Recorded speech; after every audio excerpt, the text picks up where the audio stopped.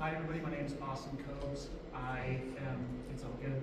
I'm a master's student at North Carolina State University, and I'm working on, where are we at?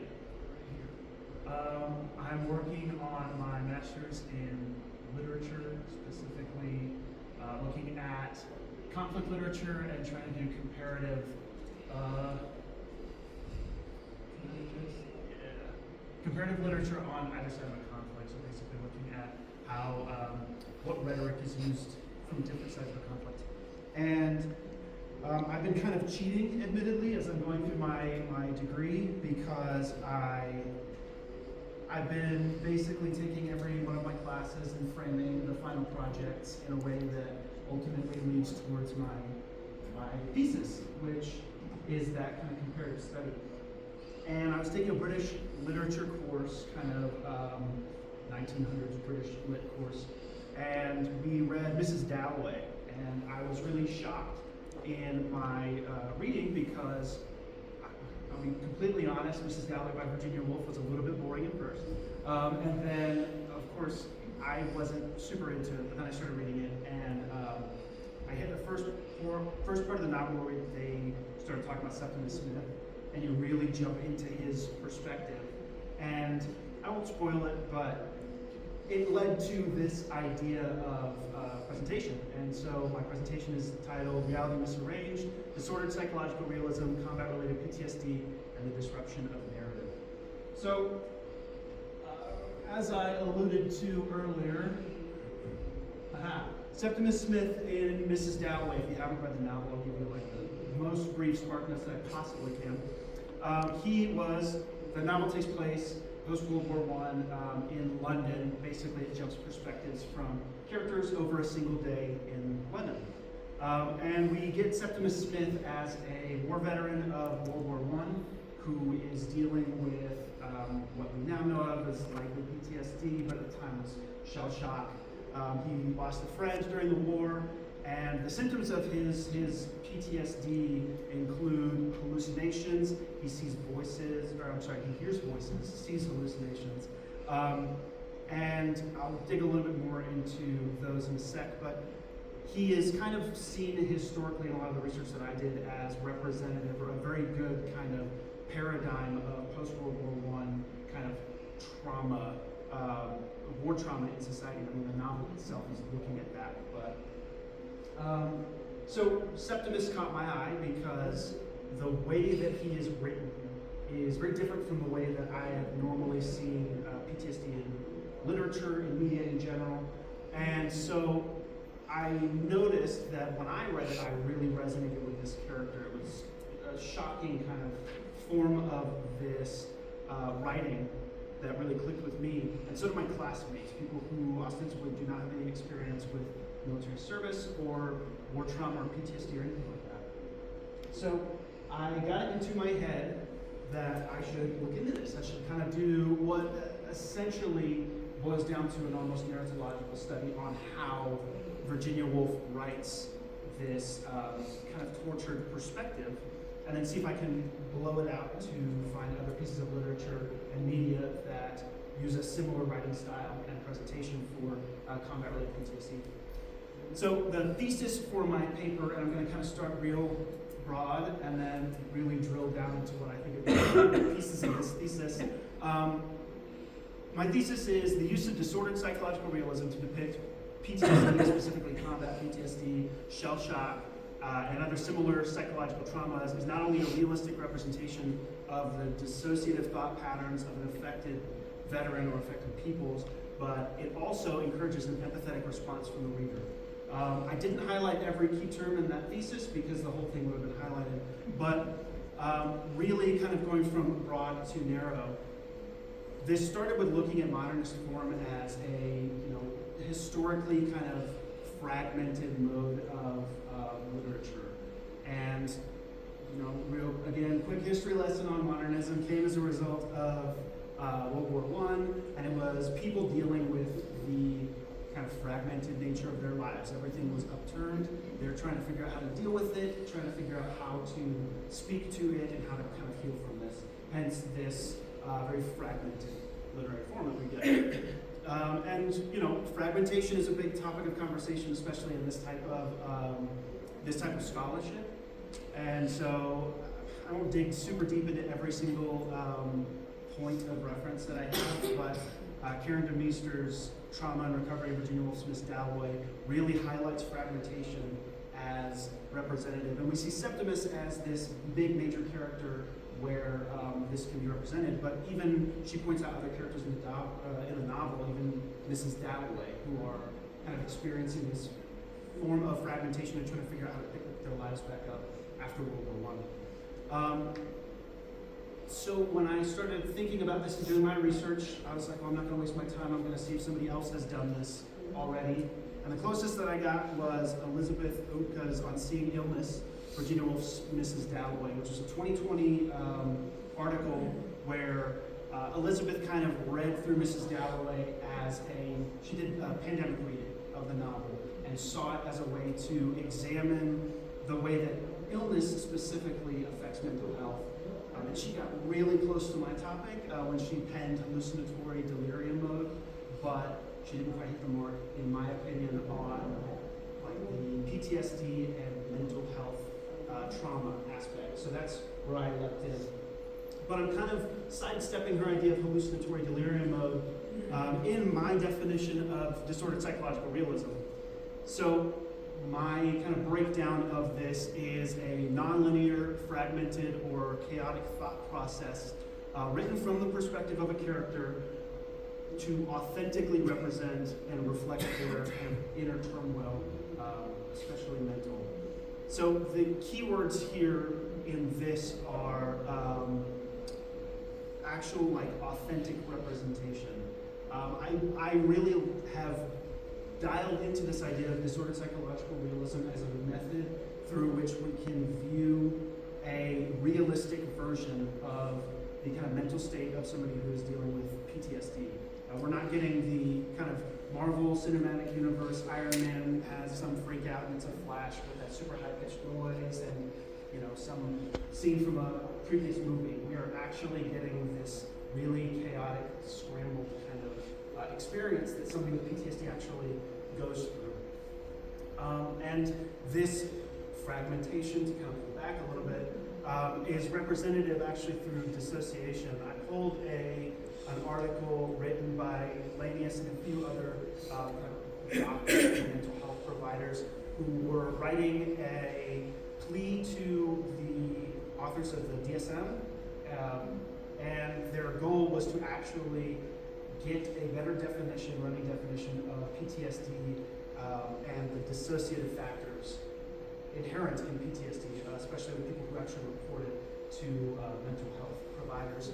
And that dissociation is actually defined by them as disruption and fragmentations of the usually integrated functions of consciousness, memory, identity, body awareness, and perception of the self and the environment. So, lots of words, and I'm in lieu of really breaking down what that means, and, fragmentation is the cheater's way to do it, but I'm actually going to read a little textual blurb from Mrs. Dalloway to illustrate kind of what that looks like in the text. Then the other piece of the thesis that I want to dive into is that level of empathy that I think you can get with disordered psychological realism. I think that by presenting disordered psychological realism, this authentic representation of the mental struggles of somebody with PTSD, we also have the ability with this mode of presentation to elicit an empathetic response from a reader, and not empathy in the, often used synonymously with sympathy, I feel bad for you, that's a bummer sort of way, but actually like vicariously experiencing the feelings and thoughts of another person. And my hope is, my theory is, disordered psychological realism gives us the ability to have somebody with zero combat experience, with zero experience as a veteran or anything like that, to, even for the brief moment, kind of feel a very similar way that somebody suffering from PTSD actually would feel. And this pulls from Martin Brick's conversation about empathy and trauma, where he writes about, obviously, empathy and trauma, but specifically literature as an avenue through which you can study empathy and trauma and write in a way that elicits that empathetic response from the reader. So, up next is a blurb from, or an excerpt from Mrs. Dalloway, and I'm going to read it from the screen and give no context at first, but I will contextualize in a second. But he himself remained high on his rock, like a drowned sailor on a rock. I leant over the edge of the boat and fell down, he thought. I went under the sea. I have been dead and yet am now alive, but let me rest still. He begged. He was talking to himself again. It was awful, awful. And as before waking, the voices of birds and the sound of wheels chime and chatter in a queer harmony, grow louder and louder, and the sleeper feels himself drawing to the shores of life.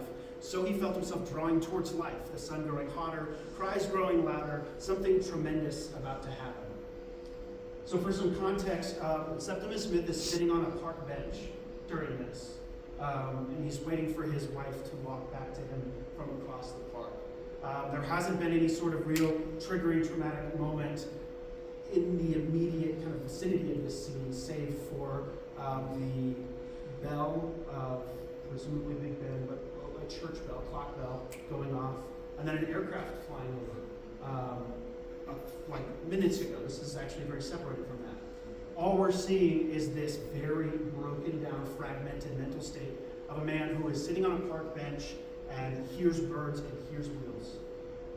And at least in my experience, this is actually more reminiscent of what a traumatic episode of PTSD kind of materializes as. It is not, like I said, that scene from a Marvel movie where you get a couple flashbacks and your character's a little rattled. It's dealing with this type of thought pattern, this kind of breakdown dissociation on a regular basis. And I think that this is an incredible way, at least based on my experience reading it, but also speaking to other classmates, the way that they really resonated with the scene and talked about how anxious it made them feel and how, they aren't there, they're so far away, even chronologically, like we're in 2024 at the time, and they are still feeling this really pent-up fear and anxiety. So I have, now that I've kind of broken down what disordered psychological realism is, given you textual evidence, pointed out the important terms, I thought that it would be a really good idea to present probably one of the better drafts that I have ever made in terms of thinking about how disordered psychological realism and this method of writing can be kind of blown out past Mrs. Dalloway, past Virginia Woolf, and instead kind of attached to some other novels and pieces of literature.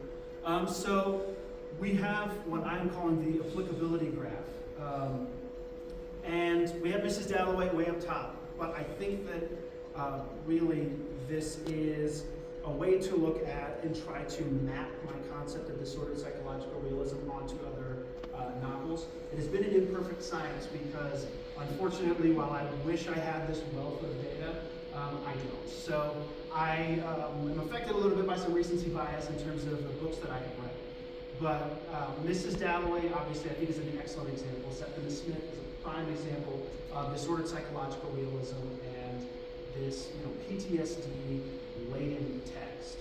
I think that Kurt Vonnegut is perhaps a more, an author very well suited to presenting a combat veteran's experience, considering he was one.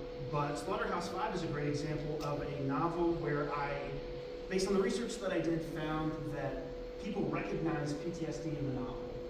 It's obviously, it's an anti-war novel. It was written around Vietnam, but it was about World War II, and you're watching this novel unfold from the point of view, ostensibly, of Billy Pilgrim, the main character, but even at the very beginning of the novel, Vonnegut says, most of this is true. All of this is true. He changed some names, but generally speaking, and then he proceeds to give us this very fragmented, broken down, chronologically broken down adventure, for lack of a better term, and that might be a little bit